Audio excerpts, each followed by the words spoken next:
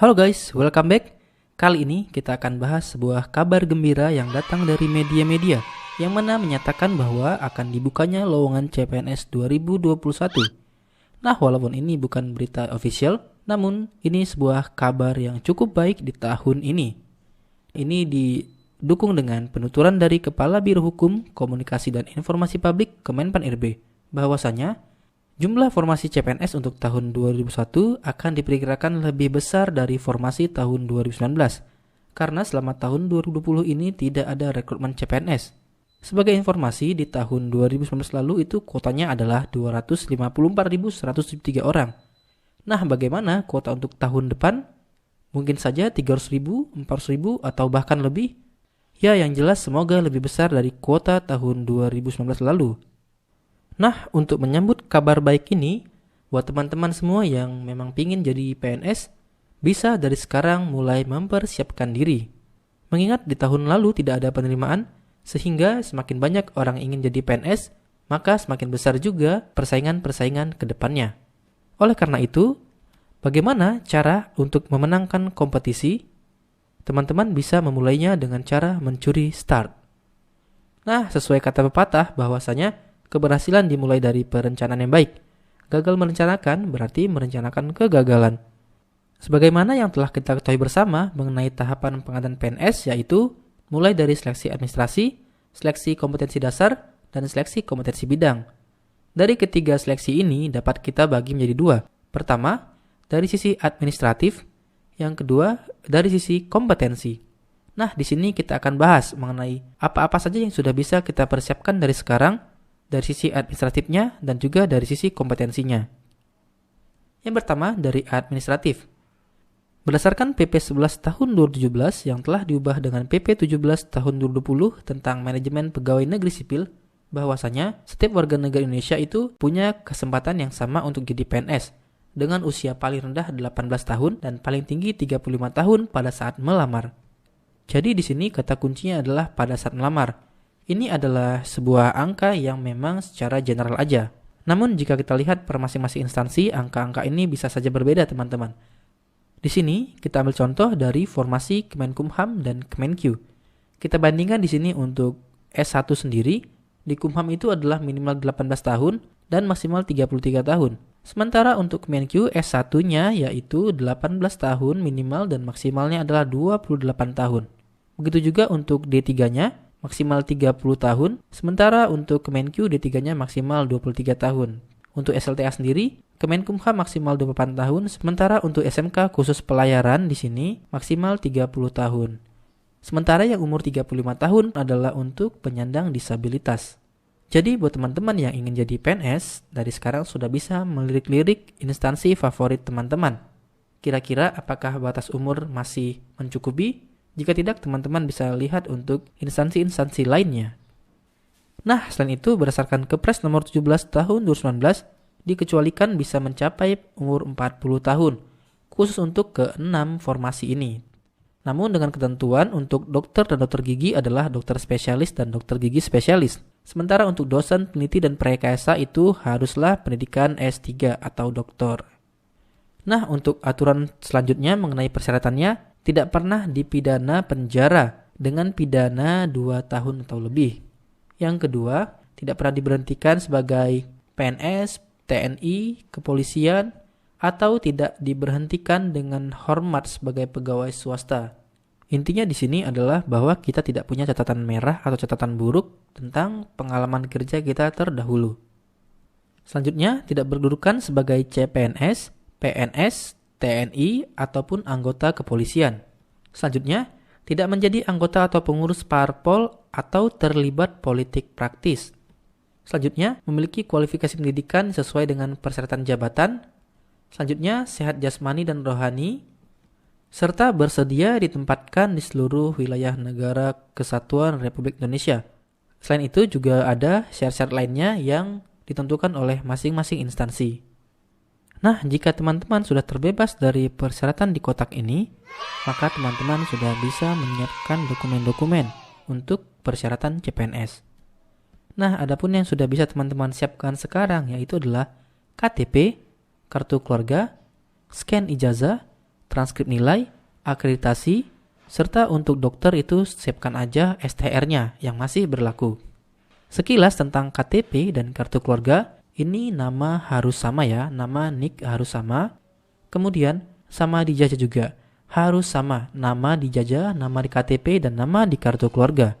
Apabila kedapatan berbeda, segera teman-teman lakukan perubahan ya, agar nanti tidak bermasalah ketika seleksi administrasi. Untuk ijazah sendiri biasanya itu minimal D3 dan S1 adalah IPK 2,75. Sedangkan untuk S2 minimal IPK-nya adalah 3. Kemudian teman-teman juga siapkan aja akreditasi kampus teman-teman untuk prodi, karena nanti ini biasanya diminta sebagai syarat pemberkasan. Oke, setelah dokumen ini semua aman, teman-teman bisa lanjut untuk persiapan berikutnya, yaitu persiapan menghadapi SKD dan SKB. Nah, di sini teman-teman bisa fokus dulu untuk persiapan SKD ya, karena ini yang pertama kali kita hadapi ketika nanti selesai seleksi administrasi. Nah, menurut saya di saat ini sebenarnya ya, untuk materi-materi SKD itu sudah sangat banyak banget beredar di internet. Dari YouTube, dari website, dan segala macamnya, dari grup-grup sudah sangat banyak. Jadi di sini yang dibutuhkan adalah peran teman-teman. Yang paling dibutuhkan saya garis bawahi adalah peran teman-teman untuk berkomitmen dengan diri sendiri. Nah, jadi dari sekarang teman-teman sudah bisa ya melihat kisi-kisi ataupun bentuk-bentuk soalnya yang di-share para YouTubers. Jadi pada tayangan kali ini saya hanya akan merekomendasikan kepada teman-teman mengenai website belajar CPNS yang terbaik. Nah, di sini yang pertama kali saya rekomendasikan kepada teman-teman adalah Ayo CPNS. Nah, di sini mengapa saya merekomendasikan Ayo CPNS yang pertama? Karena di sini sudah terbukti, teman-teman. Banyak rekan-rekan yang lulus terbantu dengan adanya tryout materi dan soal dari Ayo CPNS. Di tahun 2019 lalu, Ayo CPNS merupakan sebuah website yang paling banyak digunakan oleh CPNS. Karena apa? Karena lengkap dan update mulai dari materi SKD, soal-soal, tryout, juga tersedia tryout SKB untuk banyak formasi. Selain itu, mudah diakses dan harga sangat terjangkau, hanya 99.000 aja. Nah, untuk bisa mendapatkan harga promo, teman-teman bisa daftar melalui link berikut ya. Nah, teman-teman di sini nggak perlu berbayar dulu karena Ayo CPNS menyediakan 1 kali tryout gratis. Jadi teman-teman daftar aja dulu tanpa berbayar melalui kedua link ini, bisa pilih salah satu dan teman-teman bisa cobain tryoutnya secara gratis. Dan jika teman-teman tertarik, teman-teman bisa berbayar untuk mendapatkan full access. Mengenai apa saja yang teman-teman dapatkan ketika full access? Pertama, di sini teman-teman akan mendapatkan akses untuk SKD. Nah, di sini teman-teman akan mendapatkan materi TWK, TIU, dan TKP. Ini contoh materi TWK. Nah, bisa teman-teman lihat untuk materinya bisa langsung dibaca dari websitenya. Sangat lengkap, ini sesuai dengan peraturan terbaru. Nah, jadi teman-teman tidak perlu repot lagi mencari materi. Begitu juga dengan TIU. Di sini sudah ada, tinggal teman-teman baca aja. Karena Ayo CPNS ini berbasis website, jadi teman-teman bisa akses di mana saja selama ada koneksi internet. Nah, ini untuk TKP juga bisa teman-teman lihat sudah ada materi-materinya, bisa dibaca sendiri. Nah, yang pertama adalah teman-teman dapat materi. Yang kedua, teman-teman mendapatkan tips, trik, dan informasi.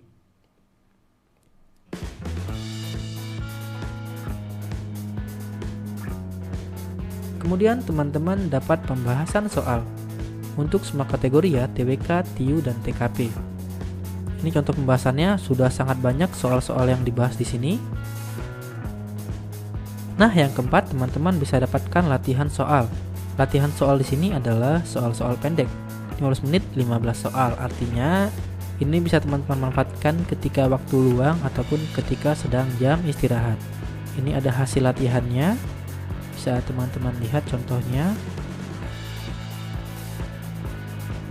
Juga di sini tersedia tryout. Di sini ada sebanyak 10 tryout ya teman-teman. Dan ini akan selalu diupdate. Jika ada aturan baru, maka tryoutnya serta materi-materi dan soal pasti akan diupdate mengikuti materi terbaru. Ini contoh tryoutnya. persis seperti CAT, ada 100 soal dan ada 5 opsi.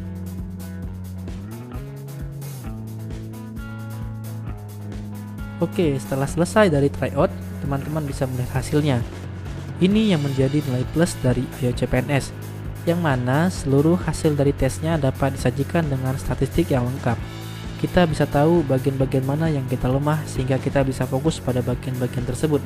Tersedia untuk TWK, TIU, dan TKP. Oke, sekian dulu dari Ayo CPNS. Berikutnya rekomendasi kedua adalah dari website Sahabat CPNS.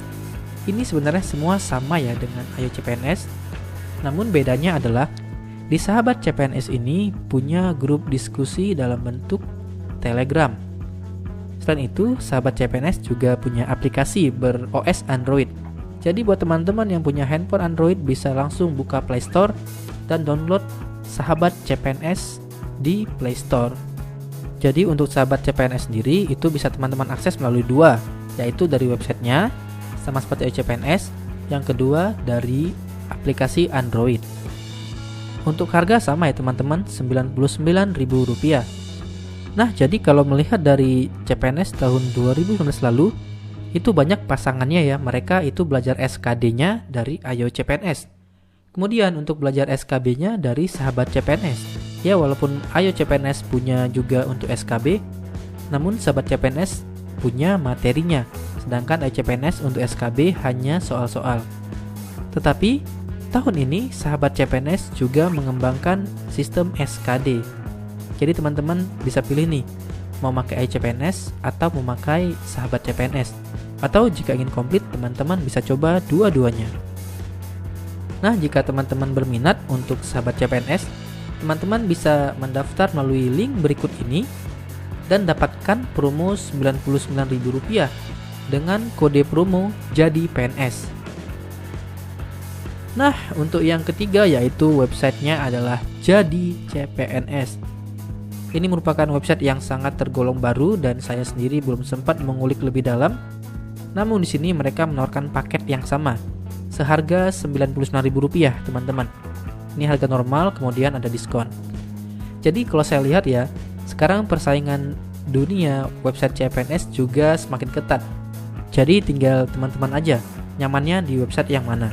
Di sini untuk website Jadi CPNS juga menawarkan materi serupa yang terupdate, ada paket tryout 5 paket, kemudian akan ada update secara gratis dan masa aktif 12 bulan. Jika teman-teman tertarik dengan website Jadi CPNS ini, teman-teman bisa masukkan kode lulus CPNS agar dapat potongan sebesar Rp27.000. Nah, jadi kalau melihat dari ketiga website tadi, baik Ayo CPNS, Sahabat CPNS, dan Jadi CPNS, sama-sama menawarkan harga Rp99.000.